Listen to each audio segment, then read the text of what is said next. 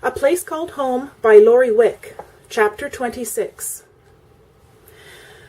A loud snort sent a white mist billowing into the crisp morning air as Luke's mount tossed his head and pawed the earth. They had ridden hard, Luke giving the horse his head, willing to follow his lead. Now the horse stood atop a small rise. Luke was still mounted and surveying the Cameron ranch. The setting was peaceful, and Luke's heart swelled with thanksgiving for the wealth that he and Silas shared. Not money, although they never went hungry, but the land, its heritage, loved ones, health, the fine animals they bred. He could have gone on forever. An hour earlier, when Luke had saddled Titan, his thoughts had not been so peaceful. Not for a moment had his mind been off of Caroline and her thoughtless words that had hurt Christine. Luke's emotions had run the gamut: anger, frustration, pity, despair, compassion. Sunday, Luke had waged an inner battle over speaking with Caroline, but it was taken out of his hands on the way back to the hotel.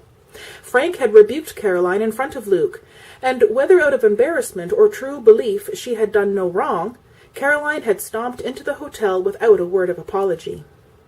Frank had expressed his own regrets before going into the hotel with a worried frown on his face.